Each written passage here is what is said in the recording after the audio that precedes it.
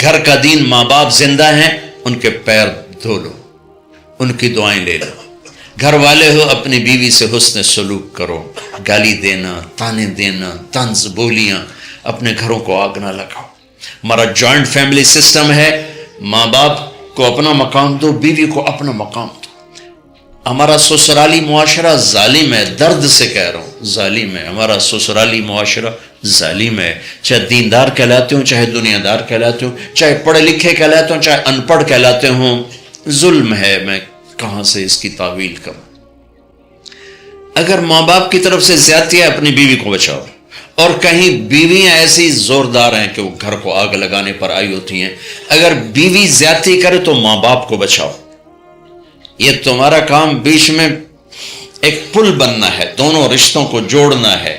جس طرف بہنوں کی طرف سے زیادتی ہے، بیوی کو بچاؤ، بیوی کی طرف سے اپنے دوسرے رشتوں کو بچاؤ۔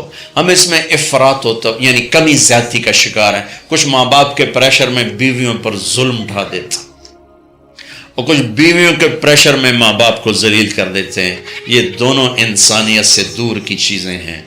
بھائیو، اپنے نبی کی زندگی پڑھو۔ اللہ میرے نبی کی ایک حدیث سناؤں۔ میرے نبی نے فرمایا، یہ جو میرے مدینے والے لوگ ہیں نا، یہ بڑے اچھے ہیں۔ ان کے گھر میں جب کسی کی ڈولی اترے نا، تو اسے یوں لگتا ہے جیسے میں اپنے ماں باپ کے گھر ہی آ گئی۔ یہ چند دن پہلے میں نے حدیث پڑھی تو مجھے بڑا مزہ آیا کہ میرا تو مستقل مضمون میں بیان کرتا رہتا ہوں۔ آپ نے فرمایا کہ یہ جو میرے انصار ہیں مدینے والے، ان کے گھر میں کسی کی ڈولی آ جائے تو اسے یوں لگتا ہے جیسے اس کو اپنے ماں باپ اور ساس سسر میں کوئی فرق ہی نہیں نظر آتا، کہ یہ ایسے اچھے اخلاق کے لوگ ہیں۔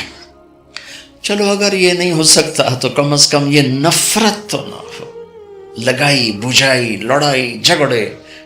طلاقوں کی شرح بڑھ چکی ہے، صرف زبان کی بدتمیزی پر، صرف زبان کی بدتمیزی پر، صرف زبان کی بدتمیزی پر طلاقوں کی شرح بڑھ چکی۔ بھائیو، اپنے اخلاق سے اپنے رشتوں کو جیتو۔ ماں باپ کا دل جیتنا ہے، بہن بھائیوں کا دل جیتنا ہے، اپنی بیوی کا دل جیتنا ہے اچھے اخلاق کے ساتھ۔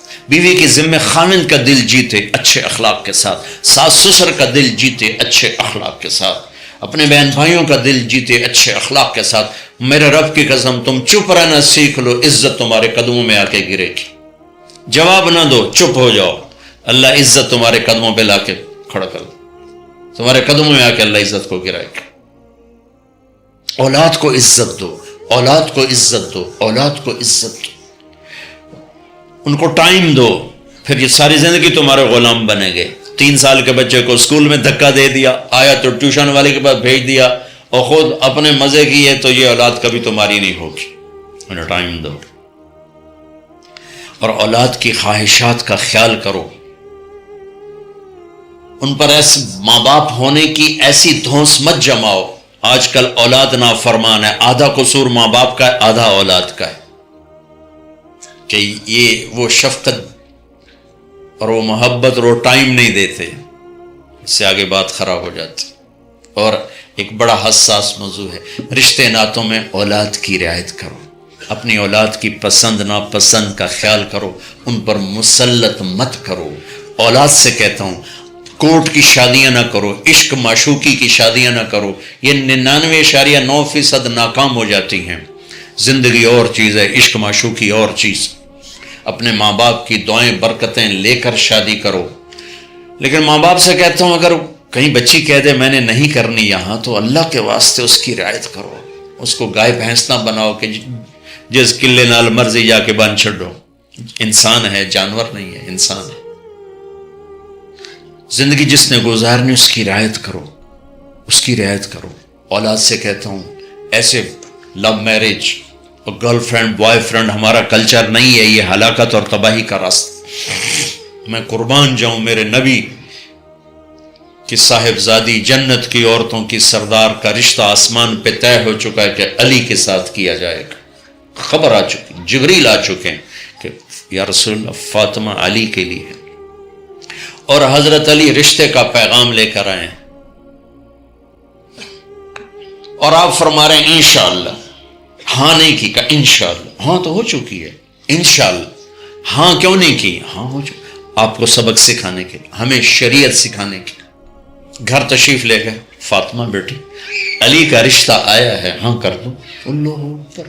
جب جبریل آ کے بتا چکے ہیں کہ یہ رشتہ ہو چکا ہے آسمانوں پر، اللہ نے کہہ دیا ہے کہ فاطمہ علی کا کے ہاتھ میں دی جائے گی، پھر یہ کیوں پوچھ رہے ہیں بیٹی علی کا رشتہ آیا، ہاں کر دوں؟ ہمیں سکھانے کی کہ کتنی بچیاں سسک کے زندگی گزار دیتی ہیں، ماں پیو زبردستی کر دیتے، کتنے بچے سسک کے زندگی گزار دیتے ہیں کہ ماں باپ زبردستی کر دیتے۔ بھائیو اللہ کے واسطے شریعت پڑھو، دین پڑھو، نبی کی زندگی پڑھو۔ حضرت فاطمہ رضی اللہ تعالیٰ عنہ کا انکار کرنا تھا، کیا خیر آج کل کی شریف بچی بیچاری چپ کر کے کہتی ٹھیک ہے جی میں ماں پیو دی مرضی، تو فاطمہ جیسی ہستی کوئی تصور کر سکتا ہے؟ کہیں گی نہیں، وہاں سے اقرار ہی تھا، لیکن ہمیں پیغام دینا تھا، سکھانا تھا کہ یا رسول اللہ جیسے آپ کی مرضی۔ علی جاؤ لوگوں کو بلاؤ، پھر لوگوں کو بلاؤ، پھر آپ نے نکاح پڑھا، پھر رخصتی ہوئی، بلا کر آپ نے فاطمہ کا ہاتھ پکڑا اور یوں علی کے ہاتھ میں دے کر کہا علی تمہیں نبی کی بیٹی مبارک۔ اور پھر فرمایا فاطمہ مجھے جو سب سے زیادہ محبوب تھا میں نے تیرا ہاتھ اس کے ہاتھ میں دے دیا۔ بھائی اللہ کے واسطے اپنی قومی زندگی سے نکلو، رواجی زندگی سے نکلو، پنجاب کی زندگی، پٹھانوں کی زندگی، بلوچوں کی زندگی، سندھیوں کی زندگی، یہ بت ہیں، ان کو توڑ کے نبوت والی زندگی، نبوت والی زندگی، نبوت والی زندگی وہ اختیار کریں گے، ہماری عورتیں بھی سکھی، ہمارے مرد بھی سکھی، ہماری اولاد بھی سکھی۔ تو سارے بھائی نیت کرتے ہیں نا اس کی انشاءاللہ۔